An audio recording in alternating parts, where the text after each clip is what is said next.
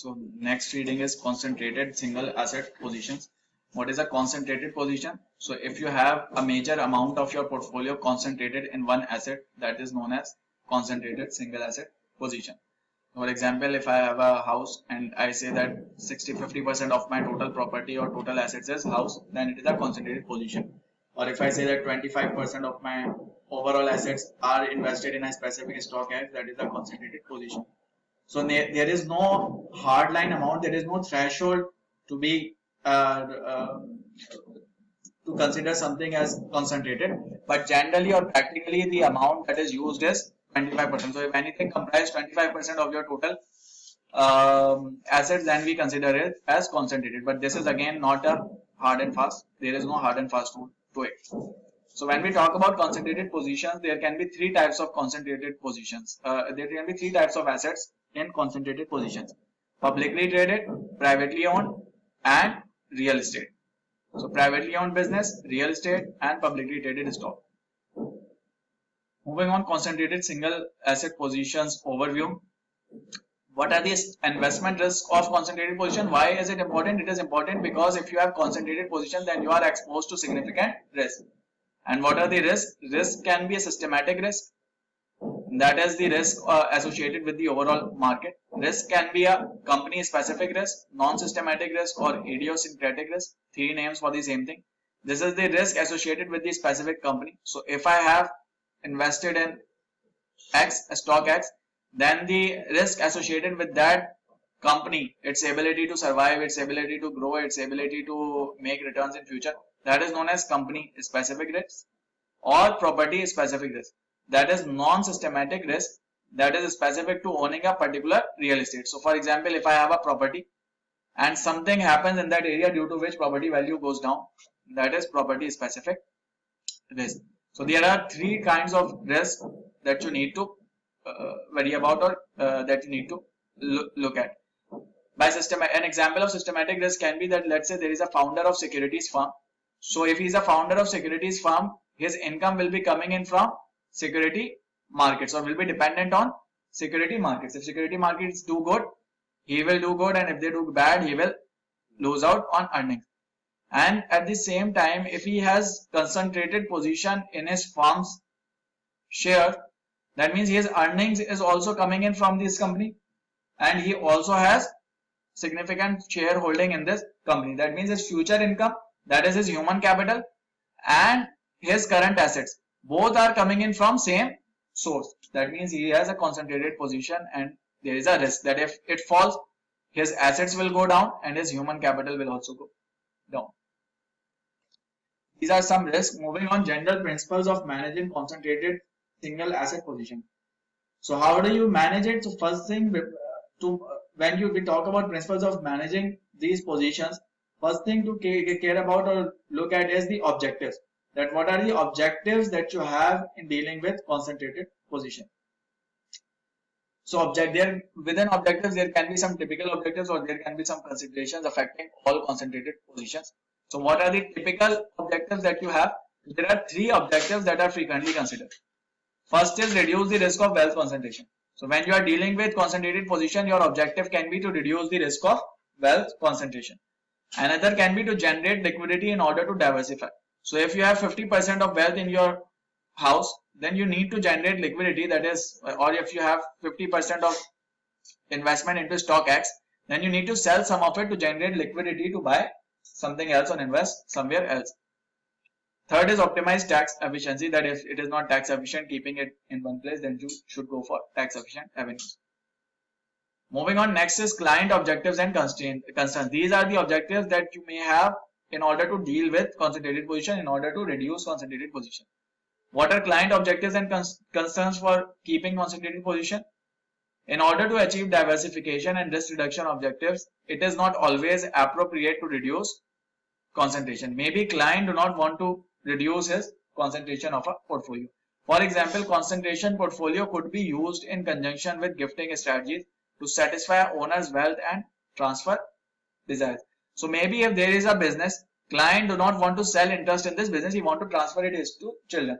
So what you can do is that in order to reduce concentration, you can come up with a strategy that okay, you will reduce concentration, but you will reduce concentration by transferring the business to a trust, and beneficiaries of that trust will be children.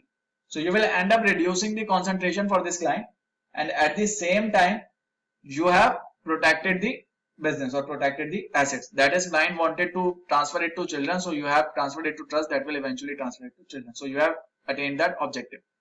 So you need to care about clients' objectives and concerns as well, and come up with innovative solutions to those using the tools of transfer. Moving on, objectives consistent with risk retention. An executive might receive some compensation in the form of shares with mandate to maintain shares for a long time. So maybe an executive has large portion of the shares of a company, and maybe he is not allowed to sell it. So he has to keep it. That can be a reason for concentration.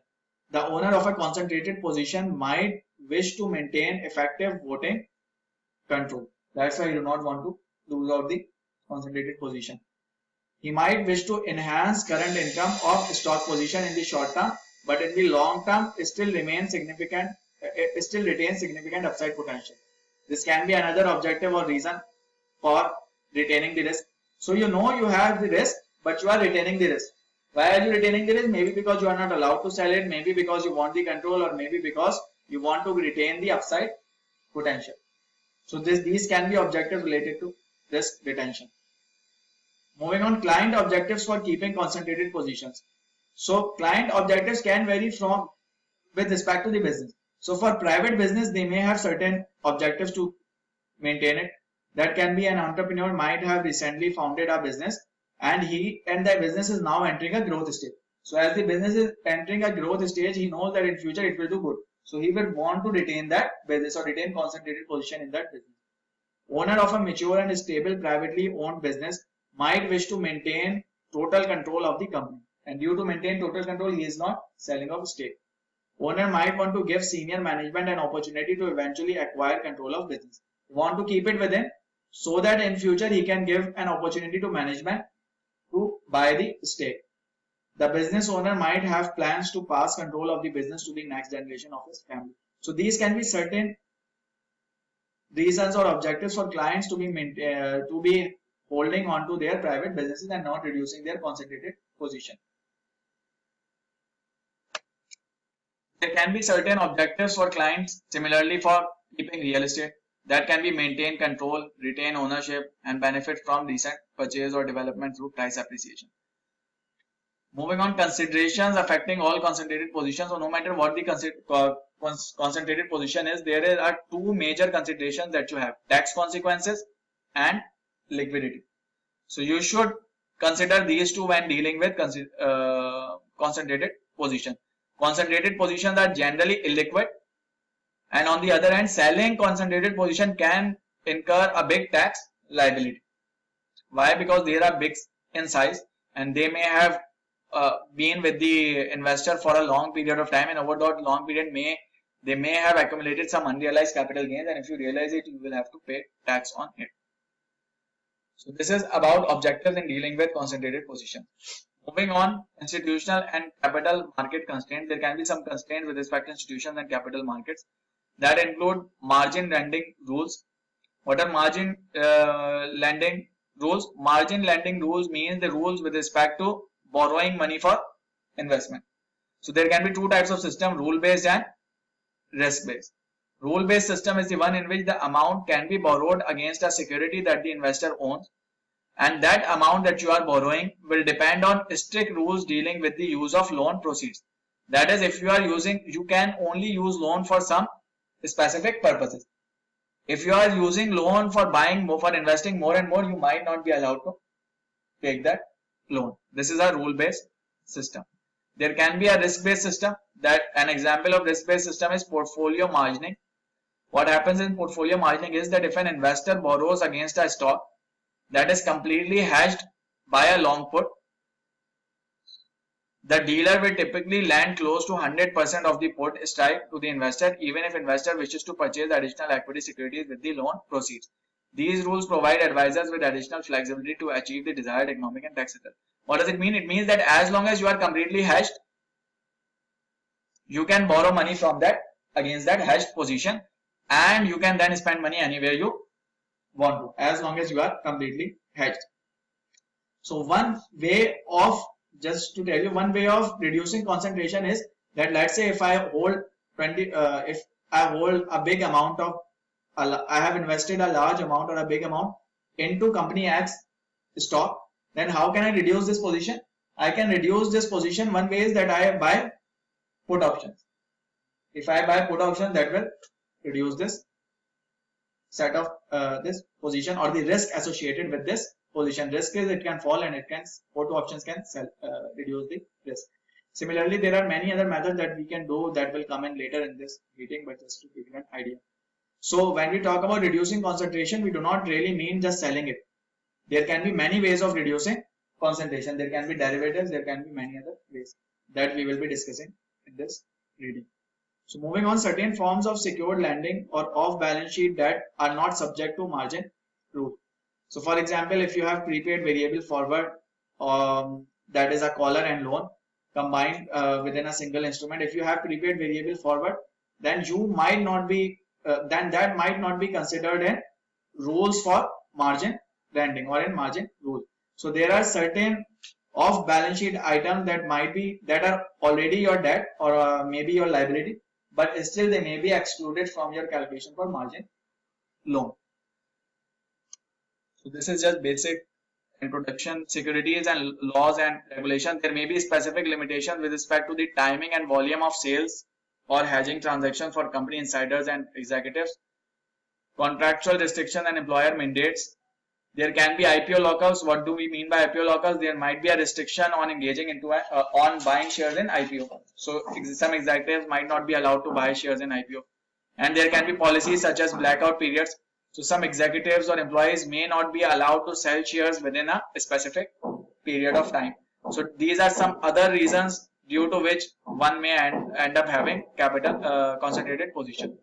Then there can be capital market limitations. So there can be limitations on dealers' ability to borrow shares, shorting additional shares or buy back shares to cover the position. If there are limitations on this, then again it will be difficult to reduce concentration. So there can be many reasons with respect to capital market constraints that can result in difficulties for reducing concentration. There can be margin-based lending rules. If you are not able to borrow money, then it will be difficult to reduce concentration. There can be security laws, there can be contractual restrictions, there can be capital market limitations. So far we have discussed institutional and capital market constraints. We started with objectives, then we discussed institutional and capital market constraints, and now we are moving on to psychological consideration. So sometimes your concentrated position may result from psychological factors. So with respect to psychological factors, you know, there can be emotional biases and there can be cognitive biases. So an investor may have some emotional biases that affect the decision making with respect to concentrated position. There can be overconfidence, status quo, naive extrapolation, endowment, and loyalty. And they may also have some cognitive biases that causes them that impacts their decision making for concentrated position, like conservatism, confirmation, illusion of control, anchoring and adjustment, and availability heuristic. So again, due to biases can be another reason for keeping concentrated position or for ending up to keep or hold concentrated position. Moving on, goal-based planning in the concentrated position decision making process.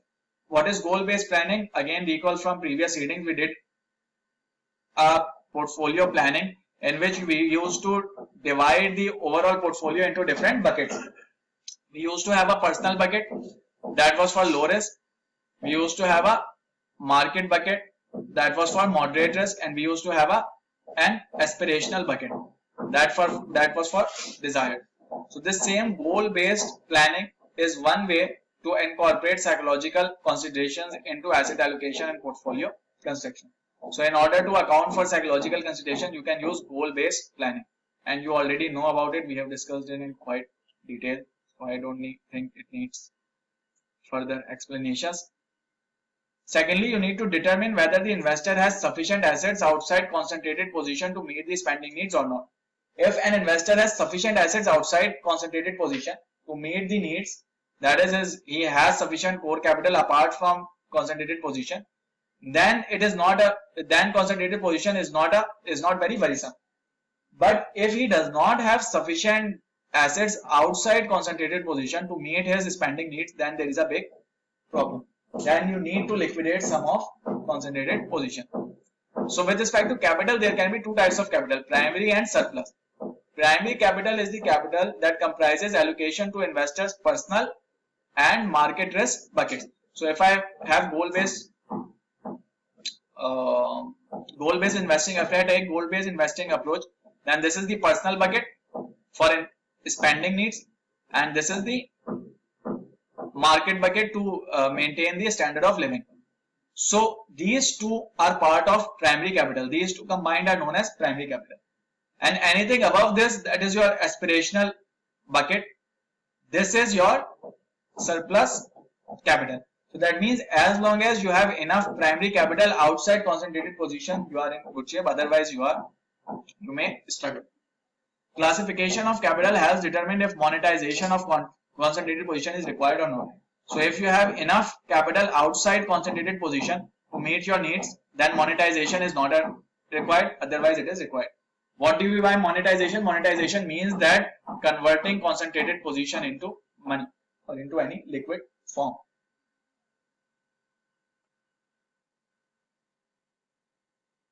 So you should determine whether the investor has sufficient assets outside concentrated position or not. How do you do this? You do this by analyzing primary and surplus capital. How do you do that? You do that by using goal-based planning approach. Next is that you determine whether the sale or monetization of concentrated position can achieve financial independence for the owner. Can it achieve financial independence for the owner or not? So how do you do this? You do this by asking these questions or answering these questions. What are the lifetime spending needs? How much capital will it take today to know that these spending needs are met? What is the current value of concentrated position? What is the value of liquid and other assets? Is monetized value of concentrated position sufficient to bridge the gap between client's capital and required primary and surplus capital or not? If it is sufficient to bridge the gap, then monetization will help. Otherwise, you will need to look into it. So this is about goal-based planning in concentrated position decision-making process. Moving on to next topic. Next topic is asset location and wealth transfers. So what is asset location? Asset location means the account where you are holding your asset. So you can hold your asset in taxable account, in tax exempt account, in tax deferred account. So that account where you are holding it is known as asset location. There is another key term with respect to wealth transfer, that is state tax freeze. What is state tax freeze? State tax freeze is early ownership transfer. That is transfer future appreciation to the next generation at little or no gift or state tax cost. So that is, instead of waiting for your capital to be appreciated and then transferred at a higher cost, you transfer it today to save your cost. That is known as the state tax freeze. Here's an example. Owners transfer a junior equity interest in corporation, partnership or limited liability company to the children. Children receive most of all of the future appreciation of the enterprise. Why can't they directly transfer it to children? Because if they directly transfer it to children, then children will get control over it. So if they get control over assets, they may end up messing up with them, or they may end up reducing them in value. So in order to keep the control, they may transfer it to partnership, limited liability or company. Now the question is that if they transfer it to company and then give ownership of the company to the children, then again children can do bad with the company. But how they structure this is that it is structured in a way that children do not get the voting right. So they may transfer money to transfer assets to the company, and against those assets they may give non-voting shares to the children, and they may keep preferred voting shares with themselves. So this can be structured in such a way that you do not give the control and you end up meeting your objective as well. So again, I am emphasizing that this will vary from case to case. These are just the options that are being told to you. Now in your case, you will have to decide what option should you use and why should you use that. So the readings will only tell you all the possible options, and then you will have to apply it in the case. Asset location and gift strategies can often be used together to minimize transfer taxes with respect to concentrated position. So if combining these two help you reduce taxes, you go with this. Early wealth transfer planning in lieu of a concentrated position enables the owner to shift future wealth with little or no transfer tax consequences. That is, instead of waiting and paying taxes every year and then at the end also paying a transfer tax, you can transfer it today and save taxes. So if I have to give you an example, let's say that you have $100 as of today, right? So you will, let's say you have a company that makes $10 every year. So one way is that you transfer, let's say today the value of the company is $100 and it keeps on increasing with $10 every year. So if you transfer it today, transfer the ownership today, you will incur a tax on $10. And the other tax liability would be every year on $10 return, company will be paying tax, right? So your tax is annual taxes on this $10 and an additional tax on this $10. But if you wait till for 10 years and then you transfer $100 after 10 years, then there will be a tax on $100 plus you have paid taxes throughout the life of your throughout 10 years for your company. That means you paid these taxes and you are paying an additional tax on $100. So your total tax will be higher. So if I transfer it today, then it is better. It will save me taxes. Advisors who are able to work with clients before the concentrated position has appreciated greatly in value can have the most impact. That you should be able to deal with it before it appreciates greatly. Once it has appreciated greatly, then you will have your tax liability will be higher. One of the techniques owner can use for significant appreciation to minimize transfer taxes on concentrated position is family limited partnership. So he can transfer the assets to family limited partnership and contribute the concentrated position to an entire entity such as family limited partnership in a manner that taxable event is not triggered. That is, changing the ownership in a manner that taxable event is not triggered. For taxation purposes, limited family partnership will also have lower valuation due to two reasons. Why does it have lower valuation? Because it has lack of marketability discount. What is lack of marketability discount? This is the discount for illiquidity as it is private. And secondly, non-controlling interest of limited partner is worth less. So the limited partner will have non-controlling interest. So for example, your children are limited partners, they will have non-controlling interest and their part of the asset will be worth less. There will be a discount for non-controlling interest. Here's again an example. John and Barbara Wilson live in a country that imposes a current gift tax of 40% on the transfer of any property directly or indirectly through trust from parents to children that exceeds 10 million. So for 10 million there is no tax and after 10 million there is 40% of tax.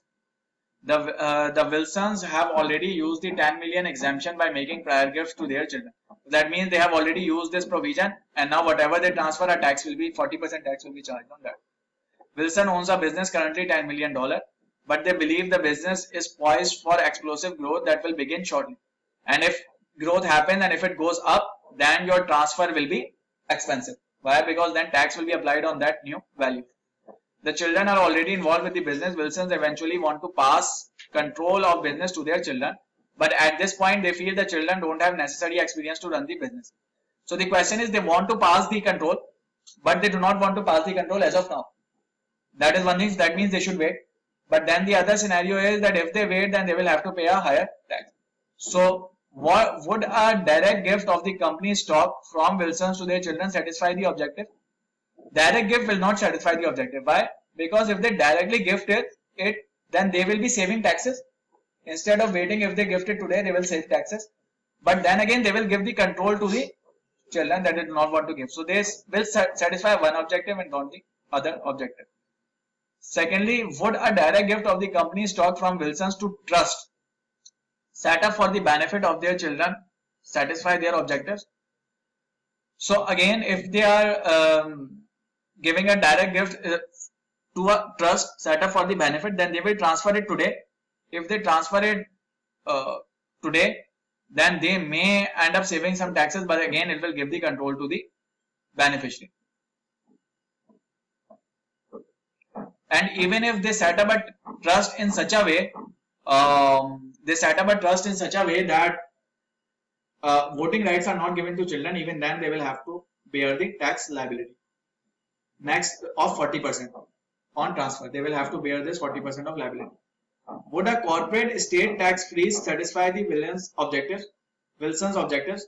Yeah, this can satisfy. How? They will transfer assets to company. They will give ownership of the company to children. So children are given ownership of the company. When they buy shares of the company, there won't be much of tax implication, right? And the total value is 10 million. So if tax applied to the company, then it will be applied on 10 million. And after that, the next thing that they could do is that they structure it in a way that does not give voting rights to children. So they issue common shares to children without voting right, and they themselves get preferred shares with voting rights. So that's how they can use state freeze to meet the objectives, and so answer will be yes. So any confusion so far in this? Moving on, concentrated wealth decision making, a 5-step process. So concentrated wealth decision making is a 5-step process that we have already discussed.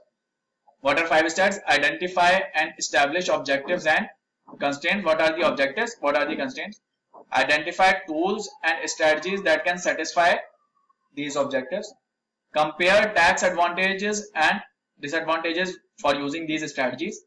Compare non-tax advantages and disadvantages for using these strategies, like for example control or whatever. Then formulate and document an overall strategy, the strategy that appears to be best position the client to achieve his or her goals is selected. So this is the whole process, and we have discussed whole of this process throughout this reading. Any confusion so far in this reading? So moving on, next is managing the risk of concentrated single stock position. How do you manage risk? You use different tools to reduce the concentration. How? You can either sell it, that is an outright sell, or you can monetize it. How do you monetize it? You convert it into money. That is, for example, if you have an asset of $100, you borrow $50 from market and you invest this $50 somewhere. So effectively its percentage will be reduced. Or what you can do is you borrow money based on this asset, backed by this asset. You place it as collateral, you borrow money and invest it somewhere. That is monetization. All monetization can be done through derivatives. That is buying options or selling options. Last is hedging the value of the concentrated asset. That is using derivatives to hedge the value of the concentrated asset. For example, if you have an concentrated asset, you buy a put option onto it. So if you buy put option, your risk is hedged. Risk of fall is hedged. So what are the different tools that can be used? So here is a list of different tools that can be used. Equity derivatives can be used to hedge value. Within equity derivative, you can have exchange traded options. What is the difference between exchange traded and over the counter derivative? So exchange traded are those that are traded on exchange, and as they are traded on exchange, there is a clearing house involved.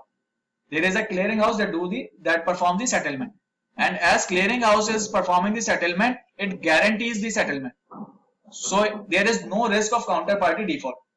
If your counterparty is not able to pay it, clearing house will pay it, because clearing house has guaranteed the settlement. So risk is lower. Secondly, liquidity is higher. Why? Because they are traded on exchange, and on exchange you have multiple buyers and sellers, so liquidity is higher. So simply speaking, if I asked you, is futures contract more liquid or forward? You would say futures. Why? Because futures are traded on exchange. And also risk will be lower. Why? Because there is a clearing house involved. But then again, there is a disadvantage. What is the disadvantage? They are not flexible. There will be certain instruments listed on exchange, and you can either buy or sell those. You cannot create instrument of your own. While in forwards or OTC markets, over the counter markets, you can design the contract or design the instrument as per your need. If you want it for 30 days, 60 days, 90 days, whatsoever, you can do it. But then again, counterparty risk is higher. So default risk is higher. Liquidity is lower. But flexibility is higher in over the counter, while flexibility is lower in exchange traded options. Within OTC, you can again have options, forwards and swaps. What is option? Option can be a call option or put option. Call option is to buy an asset and put option is to sell an asset. So if you have a big amount invested somewhere into an asset A, then you can hedge it by buying put option equal to this amount. Forwards refer to locking in a forward contract. So if you have a long position in an asset, you can enter into a forward contract to sell a portion of this asset in future. This is how you can hedge it. Swap is an exchange of series of cash flows. So maybe you can say that you will pay any cash flows that come in from this asset and you will receive a 5% rate. That means you have hedged the risk. Now your return does not depend on this asset. Whatever comes from this asset will be given to, whatever return comes will be given to the other party. Your return has been fixed to 5%. So again you have hedged the risk with respect to this A. Why won't you sell it? Because maybe selling it is difficult because this is a big amount. If you go to sell it, maybe you do not find a buyer. If you find a buyer, maybe you are not able to get the right price, or maybe you will have to sacrifice price. So these are the ways in which you can hedge equity. You can also use borrowing to monetize the position. In borrowing, you can have margin loans. That is, if you are investing $100, from this $100, you can invest $60 of your, put $60 of your own and take $40 as margin loan. So if you do not have $100 to diversify, you need $100 to diversify your portfolio, but you do not have $100. You can use your $60 and take rest as margin, as loan. Recourse and non-recourse debt. What is a recourse debt? Recourse debt is the one in which the debt holder or the creditor has the right over the personal assets of the borrower, and non-recourse is the one in which he does not have right over the personal assets. You only have the right over the collateral. So whatever the collateral is, he has, creditor has right over collateral in non-recourse. In recourse, creditor has the right over borrower's all the assets that he have, not just the collateral. Fixed and floating rate debt. Fixed rate debt is the one in which you have fixed rate. Floating is the one in which rate is dependent on a reference rate. So for example, if I tell you that you will be paid risk-free rate, whatever the risk-free rate is in the market, that will be paid to you. That is a floating debt. And if I say I will be paying a 5% straight flat interest, this is a fixed rate. Loans embedded within a derivative, for example, prepaid variable forward. So what is a prepaid variable forward? Prepaid variable forward is a caller plus loan.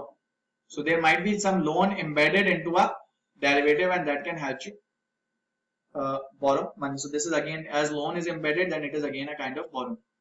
So these are some strategies from borrowing that can use to monetize.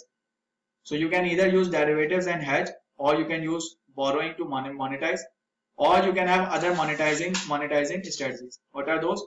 You can have short sale against the box. What is short sale against the box? This will come in later here.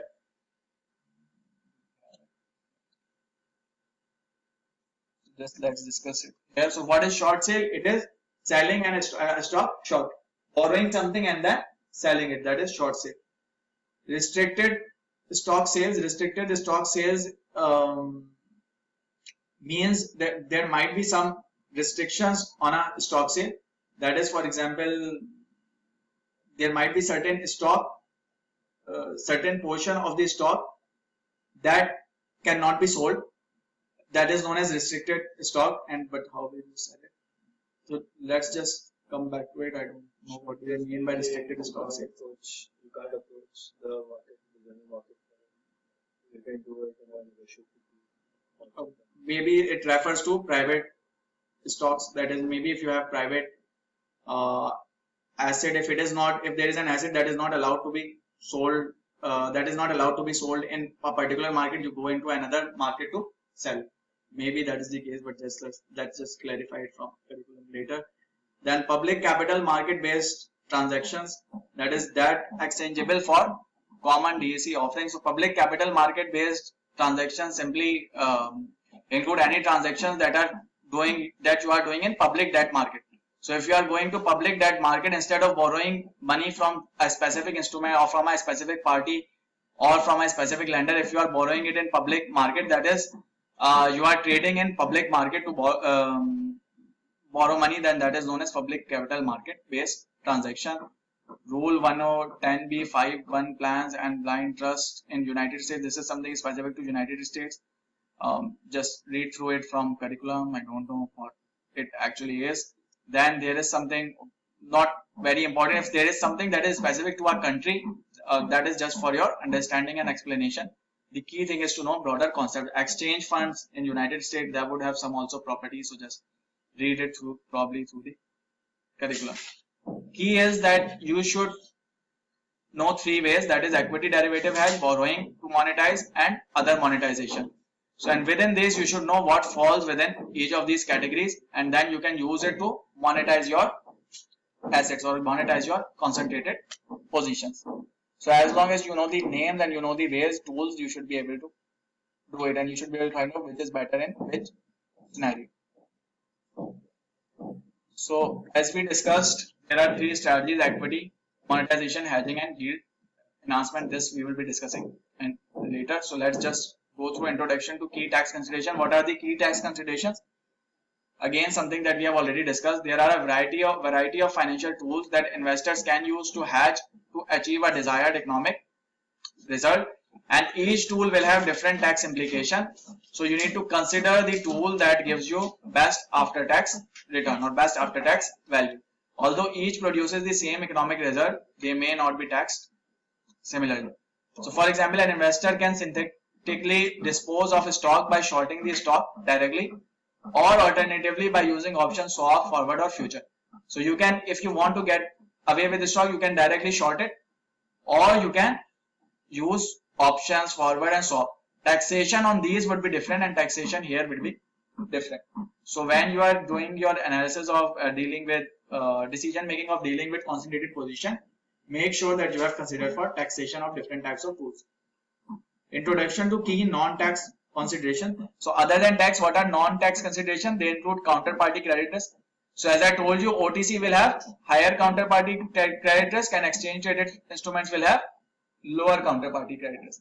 So when you are suggesting any tool, you should also mention its characteristics, that this has been selected because it has low counterparty credit risk, or OTC has been selected despite higher counterparty risk. Why? Because it gives more flexibility, and the objective is flexibility. Ability to close out transactions prior to stated expiration, and early termination of contract can be negotiated in OTC. So OTC can give you a provision in which you can negotiate an early termination of contract. That is, if you do not want to keep the contract, you can expire it earlier. That is a benefit. Price discovery. Exchange traded instruments should achieve robust price discovery. The price is very much available and easily accessible or easily available. So you can at any point of time, you know what is the value of your contract or what is the price that you have. Transparency of fees, more transparent in exchange traded funds. So again, exchange traded funds are the funds that have been set up and that have a clearing house, that have certain policies, requirement. So everything is very transparent. Flexibility of terms, but flexibility is not there in exchange traded funds. So if you want flexibility, you will go for OTC. Minimum size constraints. Exchange traded instruments typically have a smaller minimum than OTC derivative. So if you are engaging into OTC derivative, that is engaging into a forward contract with someone, with a bank, then the bank may ask you that at least your forward contract should be for $10,000. Otherwise, I won't get into it. But in exchange traded fund, this amount can be lower. You can engage into exchange traded fund and buy futures or sell futures at a lower amount.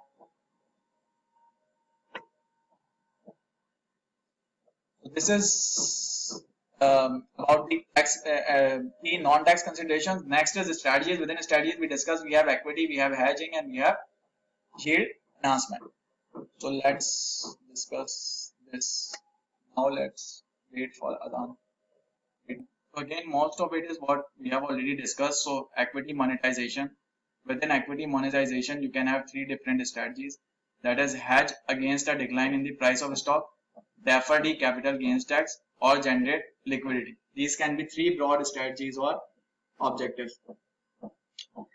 Equity monetization is a two-step process. First step is that you remove a large portion of the risk inherent in the concentrated position, and second is that you borrow against the hedged position. That is, first you hedge it, and how you hedge it, you borrow against the hedged position. This is how you do equity monetization. Major equity monetization tools include the same that we have just discussed. Short sale against the box. What is short sale against the box?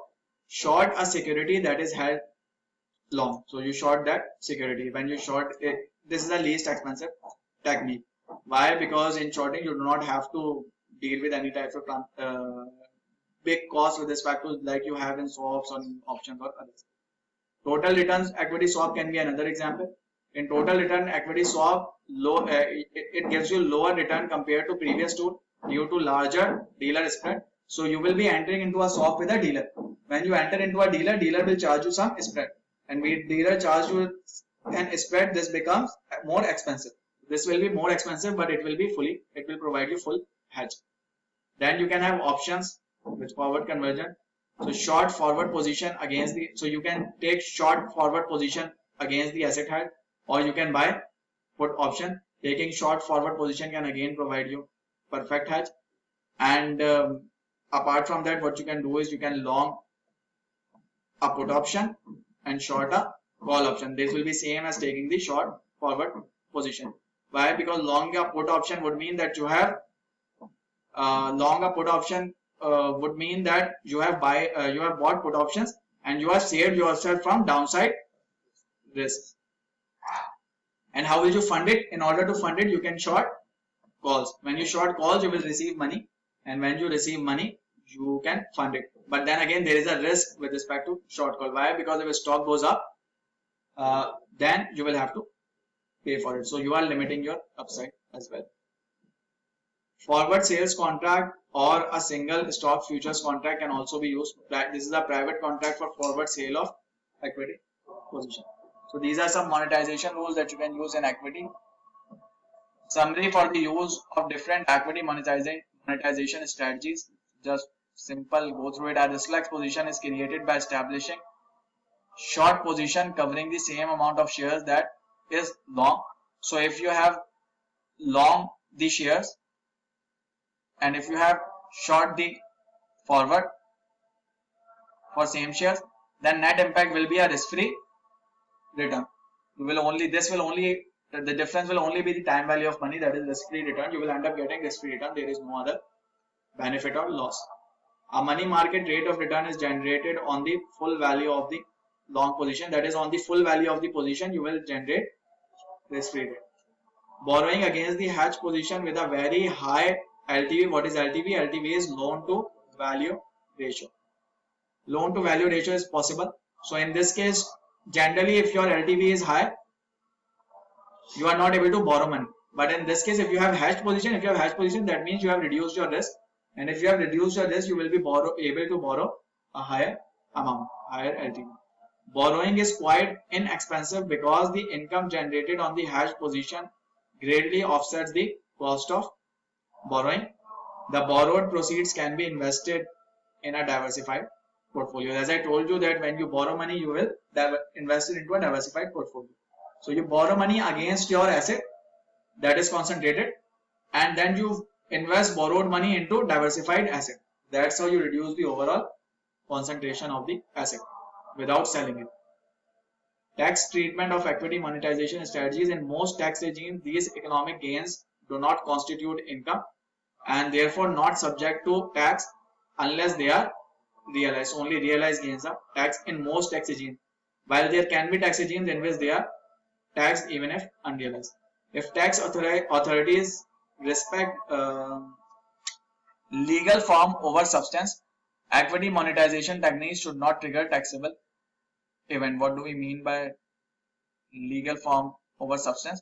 This again means that legal form means the legal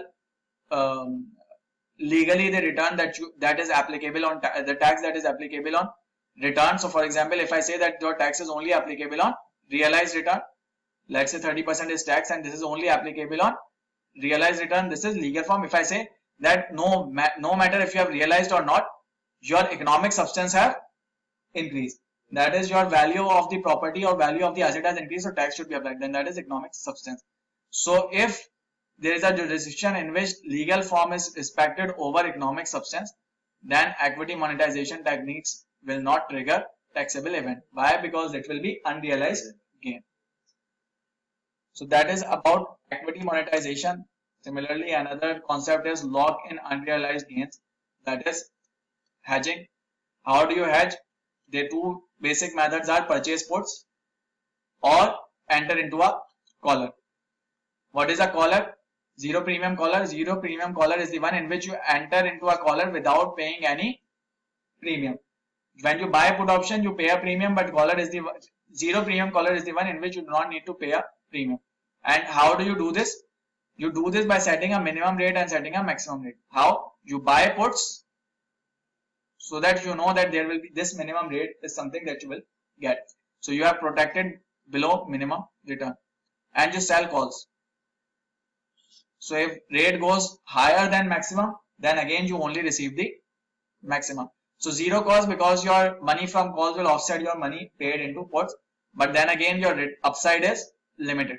Your downside is hedged, upside is also limited. This is known as zero premium collar. And if I attach a loan component to this zero premium collar, that is I make a into a collar, that is I make a collar by borrowing money, then that is known as prepaid variable forward. It is to sell a security at a specific time in future with number of shares to be delivered at maturity varying with the underlying share price at the maturity. That is your return, your number of shares will be dependent on the price. That is you have logged a certain return. And when you lock a certain return, then that is a kind of collar. So it is, in other words, it is like combining loan with collar. If you combine loan with collar, you get an instrument that is prepaid variable forward, PVF. So these are some types that we have discussed so far. Equity monetization, like locked in unrealized gains hedging, and with respect, and in addition to that, we have discussed the concept of PVF.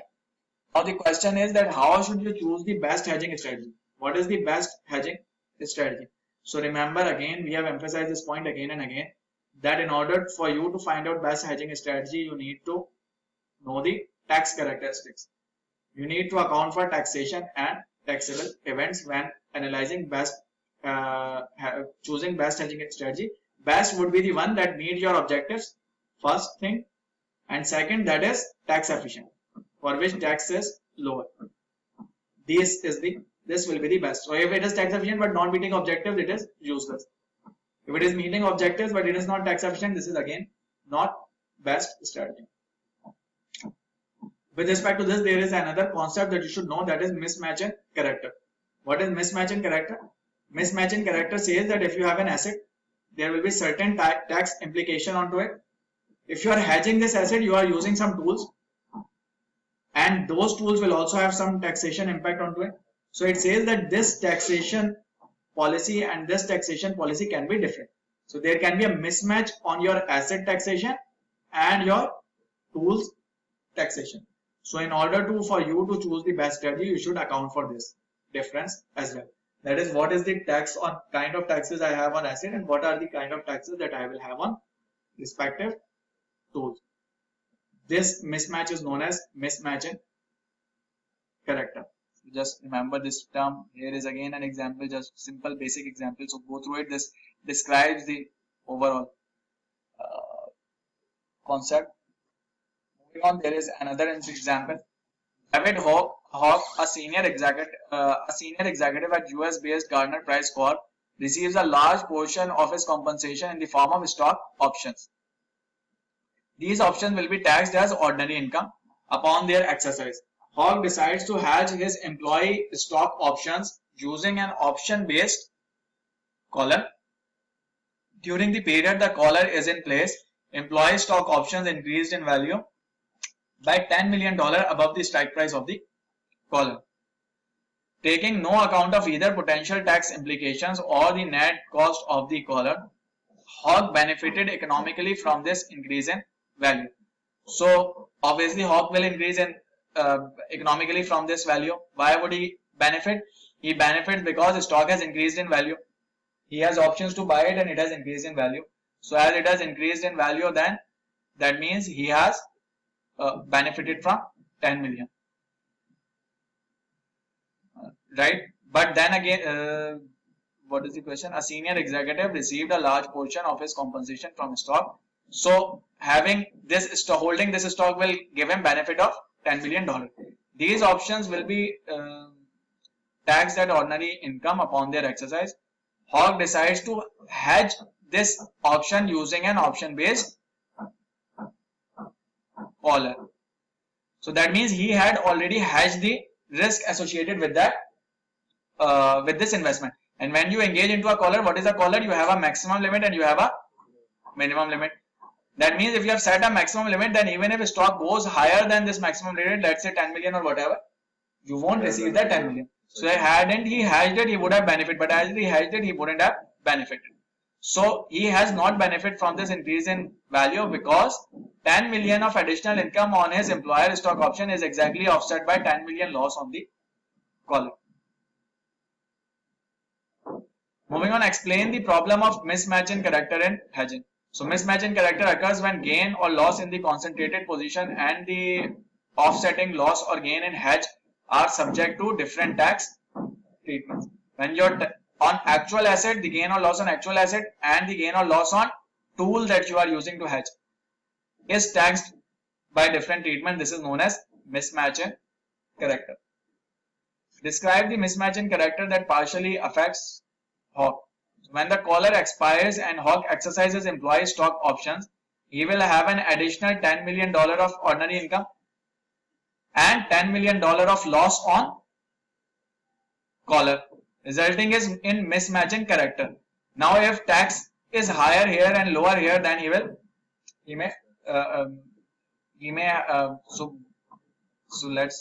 resulting in a mismatch in character.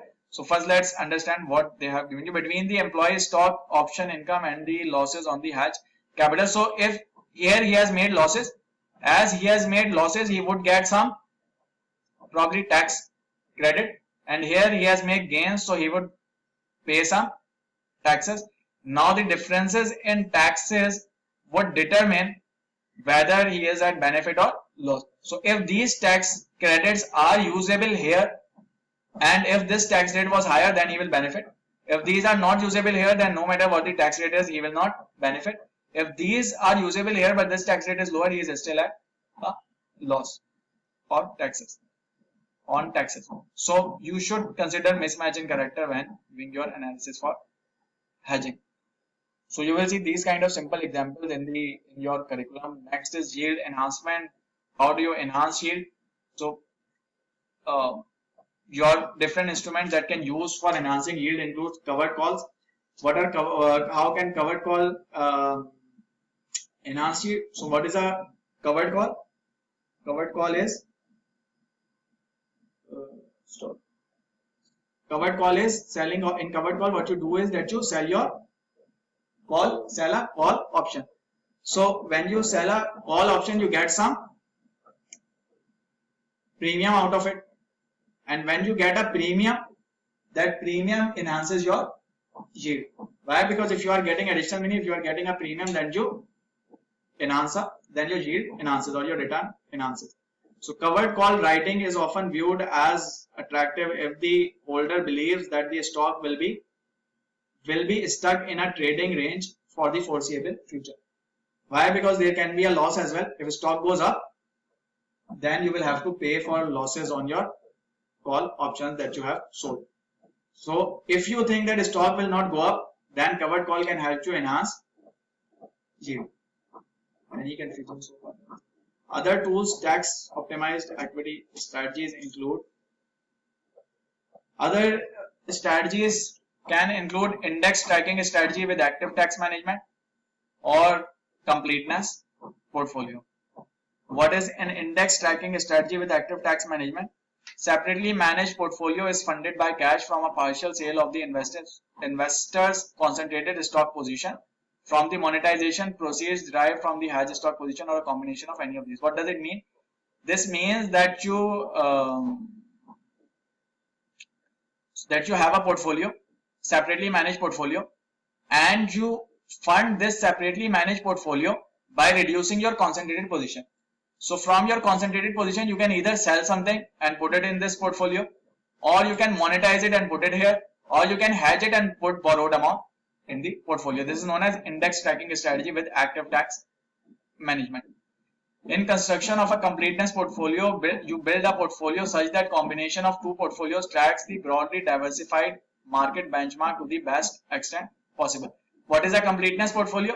In completeness portfolio, you take concentrated position, your concentrated assets, and you take your other separately managed portfolio.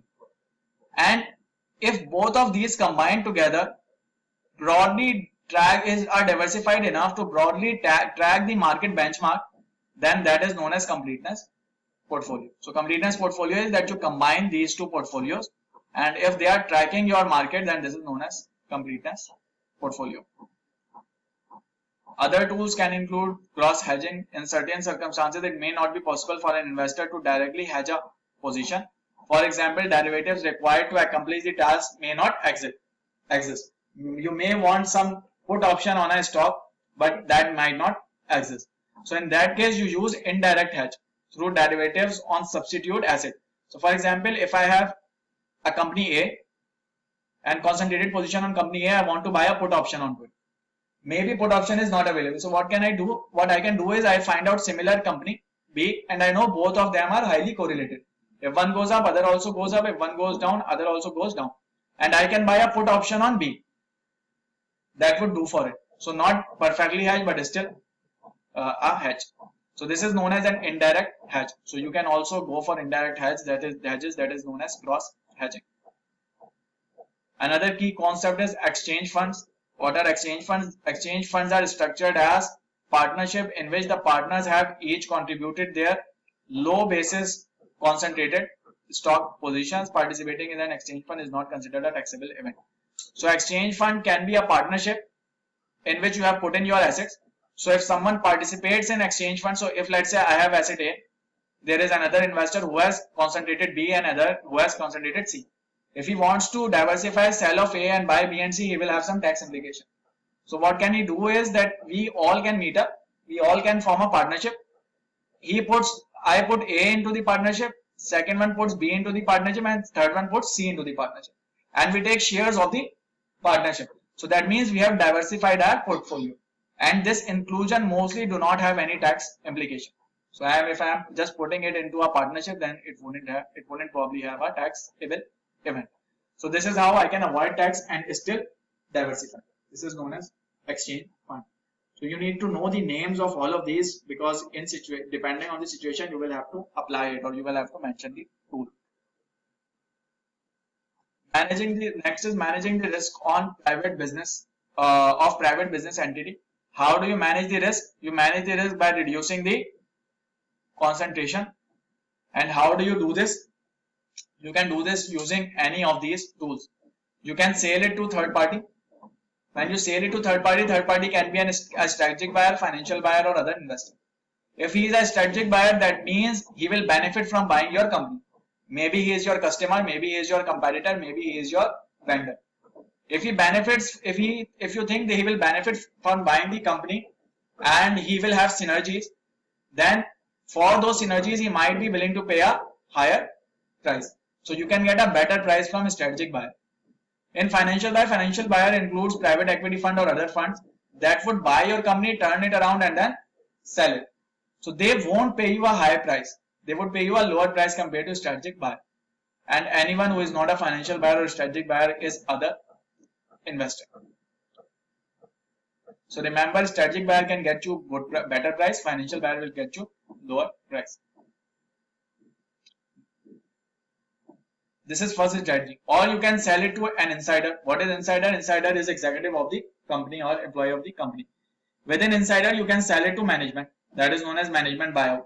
Management may go borrow money from the market and buy out the company. That is known as management buyout or leverage buyout. You can sell it to insider. How you can give employees you can sell it to employees. How you can give employees your employees ownership plan or ESOP in United States. That is, they are given options to buy the stock. That's how you can reduce your concentration or dilute the ownership. Or you can sell or transfer to next generation of family. Another method is recapitalization. What happens in recapitalization is that you recapitalize your ownership structure. So for example, I have 100% of equity. In order for me to reduce concentration, what can I do is I borrow 40% debt and use that debt to pay myself a dividend. So that means now the new structure is 60% equity and 40% debt. So I have reduced my ownership, and this remaining 40% I have received in cash. This is one way of recapitalization. There can be many ways. So recapitalization means just playing with the structure or changing the structure to reduce your stake. Divestiture of non-core assets. So for example, if you have a real estate in business that is not in use of the business, you can sell it. Personal line of credit against company shares. So you have company shares, against company shares you can get a personal line of credit from bank. So when you have personal line of credit from bank, you can keep borrowing money from bank.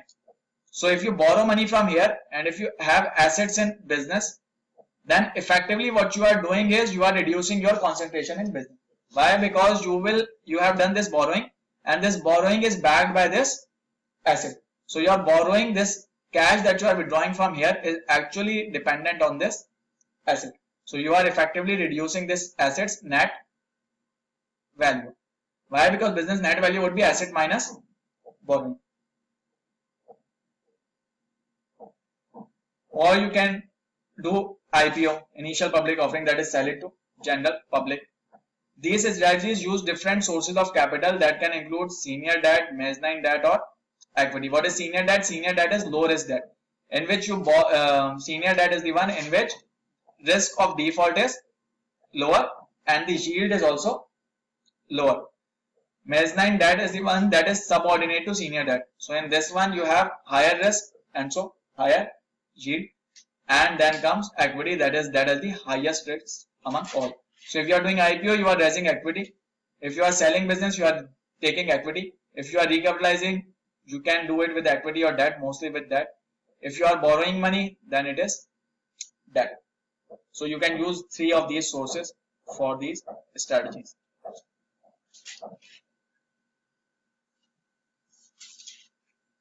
Next is key factors that determine attractiveness of market from seller's perspective. So if I am a seller, what are the key factors that will determine attractiveness of market for me? It is valuation level of target company. Target company is the company that is being sold. Is it at, above, or below historical norms? Tax rate applicable to exit strategy. Condition of credit market, level of interest rates, amount of buying power, currency valuation. So these are the key factors that are determined for checking the attractiveness of a market. If generally valuations are high, seller will want to sell it, but buyer may want to wait. If credit markets have good conditions, then buyer can easily borrow money and buy the company.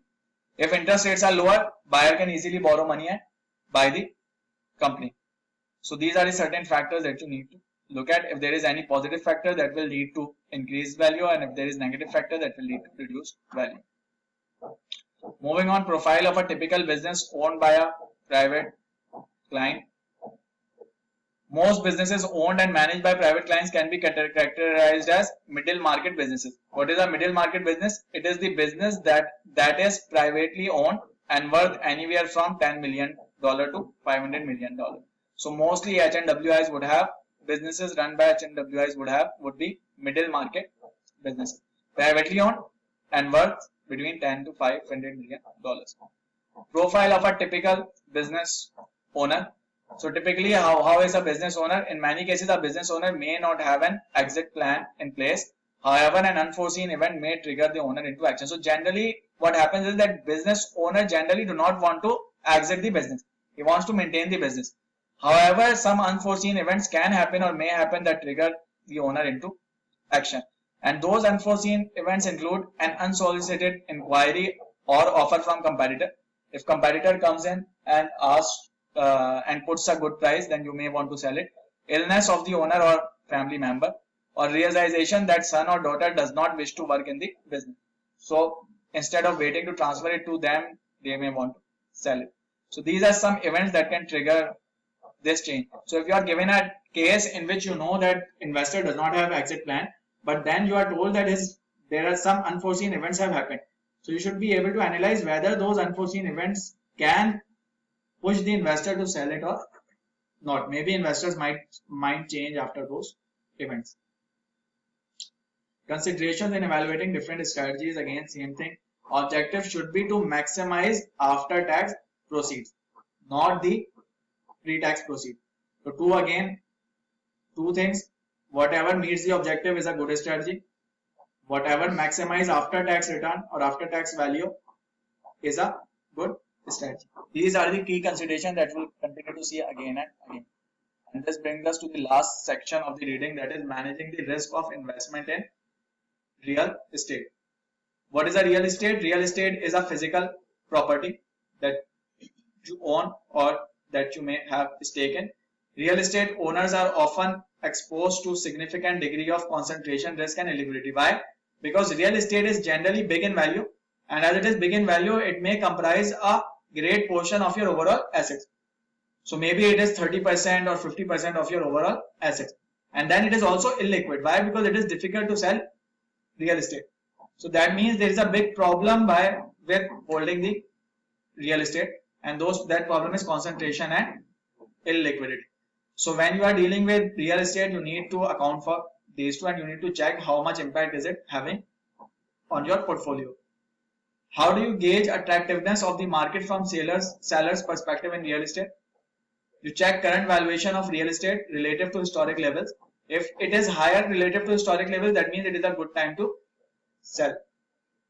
Tax rate applicable to a particular property and transaction. If tax is lower, then it is good to sell.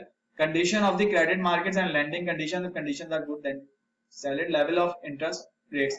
If interest rates are lower, then buyer will be easily able to buy it and purchase it. And if interest rates are higher, there will be a problem.